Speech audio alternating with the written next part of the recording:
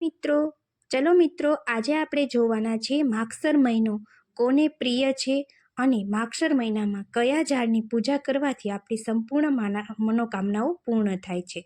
જય શ્રી કૃષ્ણ, જય માતાજી. મિત્રો, આજે આપણે માગસર મહિનાનું મહાત્મ્ય અને માગસર મહિનામાં શું કરવાથી આપણા જીવનમાં સુખ, શાંતિ અને સમૃદ્ધિ આવે તો તેના વિશે આપણે આજે જાણીએ. માગસર મહિનો એટલે ભગવાન શ્રી કૃષ્ણનો મહિનો. માગસર મહિનો એ ભગવાન શ્રી કૃષ્ણને પ્રિય એવો મહિનો ગણવામાં આવે છે. શાસ્ત્રોમાં તેને ભગવાન શ્રી કૃષ્ણનું સ્વરૂપ ગણવામાં આવે છે. હિન્દુ પંચાંગ પ્રમાણે માગસર સુદ એકાદશીએ ભગવાન શ્રી કૃષ્ણએ કુરુક્ષેત્રના મેદાનમાં અર્જુનને ગીતાને ઉપદેશ સંભળાવ્યો હતો. ગીતાના એક અધ્યાયમાં ભગવાન શ્રી કૃષ્ણ માગસર મહિનાનું મહિમા સમજાવતા કહે છે કે ગાયન કરવા યોગ્ય શ્રુતિમાં હું બૃહસ્થામ, છંદમાં હું ગાયત્રી, માસમાં માગસર અને ઋતુઓમાં હું વસંત છું. શાસ્ત્રોમાં માગસર મહિનાનો ઉલ્લેખ કરતા એનો મહિમા જણાવતા કહેવામાં આવ્યું છે કે આ મહિનામાં ગંગા અને યમુના જેવી નદીમાં સ્નાન કરવાથી અનેક રોગ અને પીડા દૂર થાય છે. પુરાણોમાં માગસર મહિનાનું ખૂબ જ મહત્ત્વ આપવામાં આવ્યું છે. આ મહિનો ભગવાન શ્રી કૃષ્ણનો મહિનો ગણાય છે. તેથી માગસર મહિનામાં ભગવાન વિષ્ણુ અને કેળાના ઝાડની પૂજા કરવાની પરંપરા ઉલ્લેખવામાં આવે છે. પૌરાણિક કથા અને ધાર્મિક શાસ્ત્રો અનુસાર પણ ઝાડ અને છોડની પૂજા કરવાના અનેક મહત્વ વર્ષોથી બતાવવામાં આવ્યા છે. જેમાં એક કેળાના ઝાડની પૂજાનું પણ ખૂબ જ મહત્ત્વ છે. શાસ્ત્રોમાં કહેવામાં આવે છે કે કેળાના ઝાડમાં ભગવાન વિષ્ણુનો વાસ હોય છે. તેથી કેળાનું ઝાડ પણ ખૂબ જ પૂજનીય છે. એટલે માગસર મહિનામાં કેળાના ઝાડની પૂજા કરવાથી ભગવાન વિષ્ણુ ખૂબ જ પ્રસન્ન થાય છે. આપણે ભગવાન વિષ્ણુની પૂજા કર્યા પછી કેળાની પૂજા કરવી જોઈએ. કેળાના ઝાડને ચંદન, ફૂલ અને પાણી ચડાવી કેળાના ઝાડની પૂજા કરવી જોઈએ. આવી રીતે કેળાના ઝાડની પૂજા કરવાથી ભક્તોની તમામ મનોકામના પૂર્ણ થાય છે. આપણા સર્વ કાર્યની સિદ્ધિ માટે આ પૂજા ખૂબ જ જરૂરી છે. કેળાના ઝાડની સાથે એક પૌરાણિક કથા જોડાયેલી છે જે આપણે જાણીએ. દુર્વાસા ઋષિ સાથે કેળાના ઝાડની આ પૌરાણિક કથા જોડાયેલી છે. દુર્વાસા ઋષિ ખૂબ જ ગુસ્સાવાળા ઋષિ હતા. તેના લગ્ન ઋષિ અંબરીશની દીકરી કંદલી સાથે તેમના લગ્ન થયા હતા.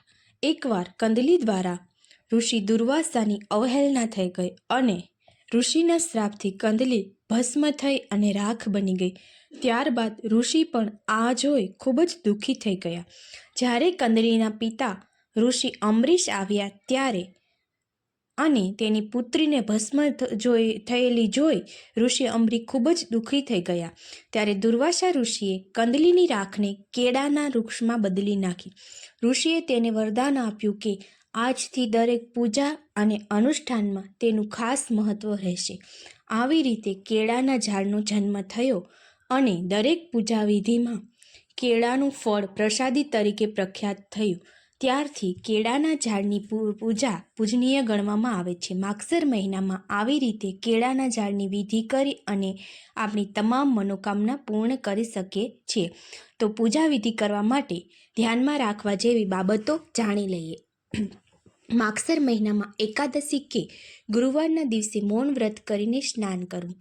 ત્યારબાદ જ્યાં પણ કેળાનું ઝાડ હોય ત્યાં કેળાને જળ અર્પણ કરવું.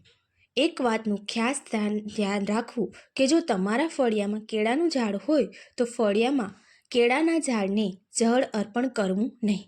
કેળાના ઝાડ ઉપર હળદરની ગાંઠ, ચણાની દાળ અને ગોળ અર્પણ કરો. કેળાના ઝાડને ચોખા અને ફૂલ અર્પણ કરી તેની પરિક્રમા કરી ભગવાન વિષ્ણુને તમારી મનોકામના બોલો.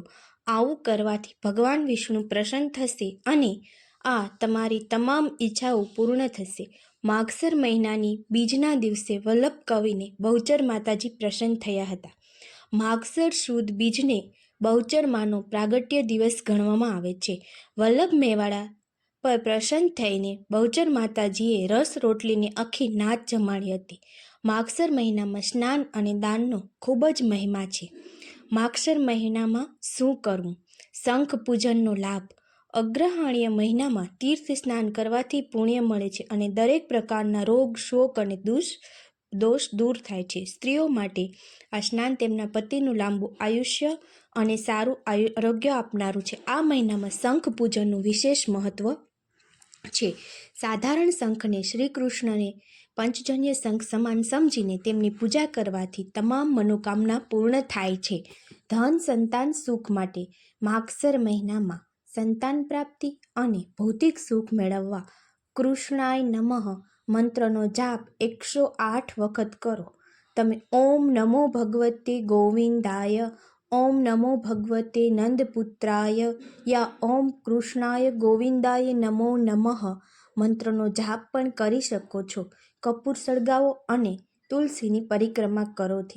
તેનાથી તમામ મનોકામના પૂરી થશે. જય માતાજી.